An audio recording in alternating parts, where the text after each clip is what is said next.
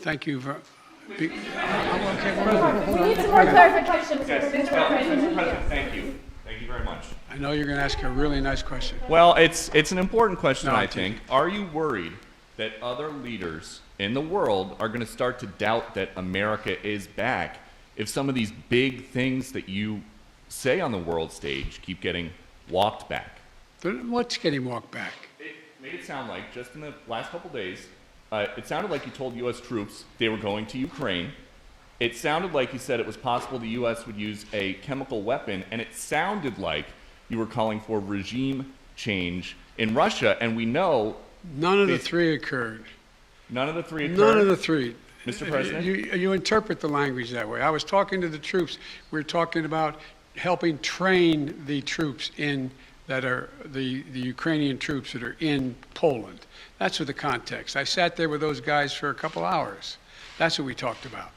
So when you said you're going to see when you're there, you were not intending to I was say US referring to meeting with and talking with the Ukrainian troops that were in Poland. And when you said a chemical weapon use by Russia would trigger a response in kind, It will trigger a significant response. what does that mean? I'm not going to tell you. Why would I tell you? You got to be silly. The world wants to know? The world wants to know a lot of things. I'm not telling them what the response would be. Then Russia knows the response. Kelly O'Donnell, NBC. Thank you, Mr. President.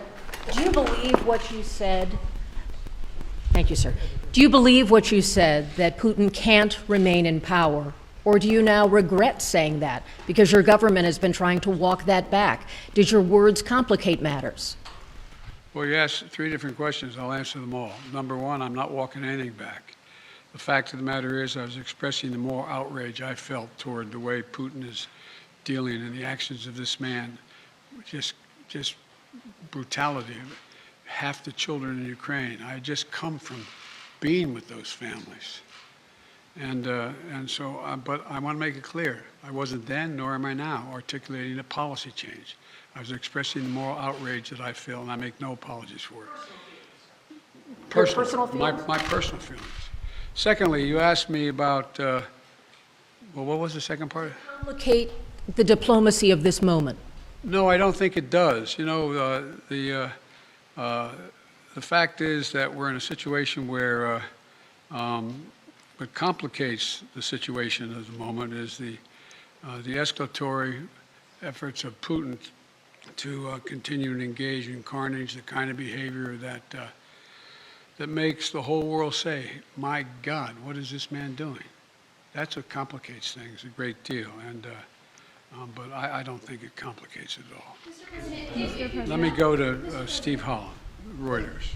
Mr. President, thank you. When you say that you're not walking anything back, you do feel that Vladimir Putin should be removed from power? Is that what you're saying? No, what I was expressing, just what I said. I was expressing the moral outrage I felt toward this man. I wasn't articulating a policy change.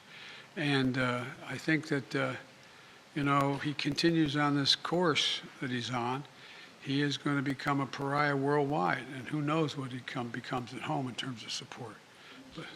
Are you concerned this remark might escalate the conflict? No, I'm not. I'm not at all. Look, the other thing is that a couple people have asked me as well, might as well speak to it unless you want to ask the question, but, that other governments have suggested that this is a problem, I'm escalating things. No. And has it weakened NATO? No, it hadn't. NATO has never, ever, ever, ever, ever, ever been as strong as it is today. Never.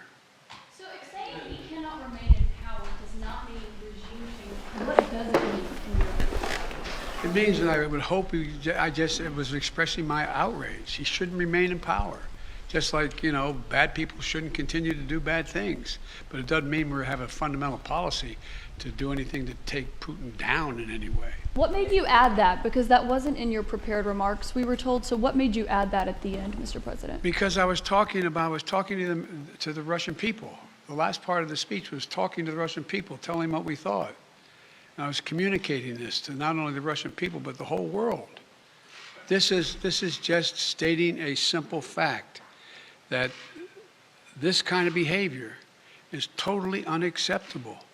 Totally unacceptable. And the way to deal with it is to strengthen and keep NATO completely united and help Ukraine where we can.